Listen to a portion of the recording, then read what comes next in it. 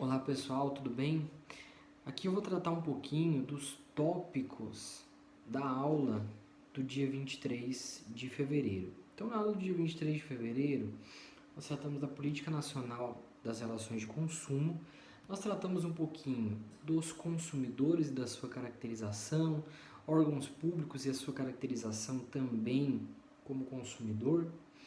Qual que é o conceito de destinatário final e as grandes teorias, né, sobre essa caracterização do destinatário final, seja teoria maximalista, seja teoria minimalista, seja teoria minimalista aprofundada, trazida pela professora Cláudia Lima Marques. Nós tratamos um pouquinho das vulnerabilidades, da vulnerabilidade técnica, da vulnerabilidade jurídica, da vulnerabilidade informacional e da vulnerabilidade fática.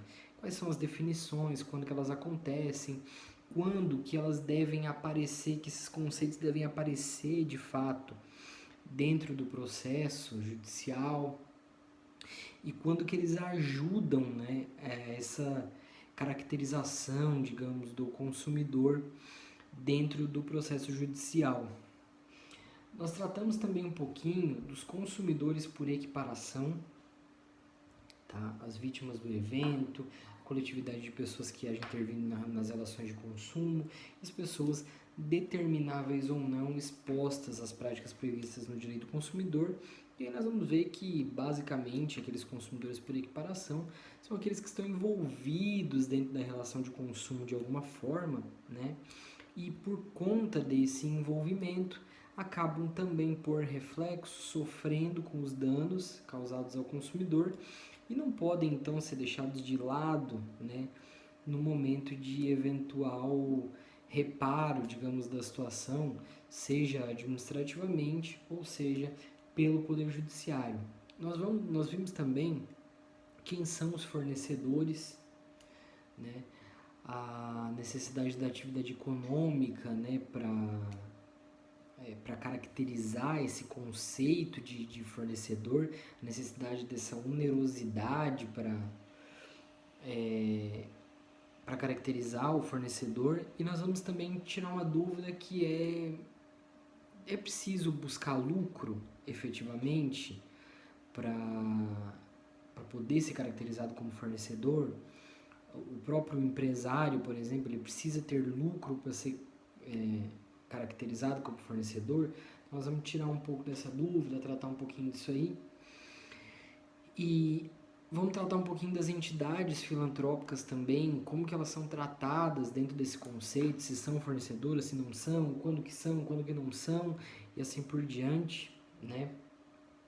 Nós vamos tratar um pouquinho do que é essa atividade econômica, né? Como que ela se dá, a atividade como pluralidade de atos, quer dizer, um ato é algo isolado, agora uma atividade é um conjunto de atos, é uma coisa mais constante, é uma coisa mais organizada. Nós vamos ver um pouquinho dessa definição aí também para esclarecer, porque na verdade esse conceito de atividade, de atividade econômica principalmente, ele vai nos ajudar a caracterizar o fornecedor também, e aí ajuda também, lógico, a definir pela aplicabilidade ou não dos preceitos do Código de Defesa do Consumidor.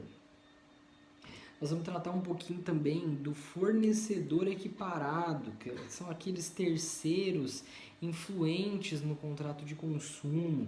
Então, esses terceiros, apesar de não serem nem consumidor e nem fornecedor, de estarem inclusive do lado do fornecedor, mas não ser diretamente aquele que entrega o produto, que entrega o serviço, eles influem de tal forma dentro das relações de consumo que eles inclusive têm uma responsabilidade aí envolvida, né, eventualmente, nos fatos que acontecem. E por fim, nós vamos tratar de como e quando que o poder público pode ser considerado tanto consumidor quanto fornecedor.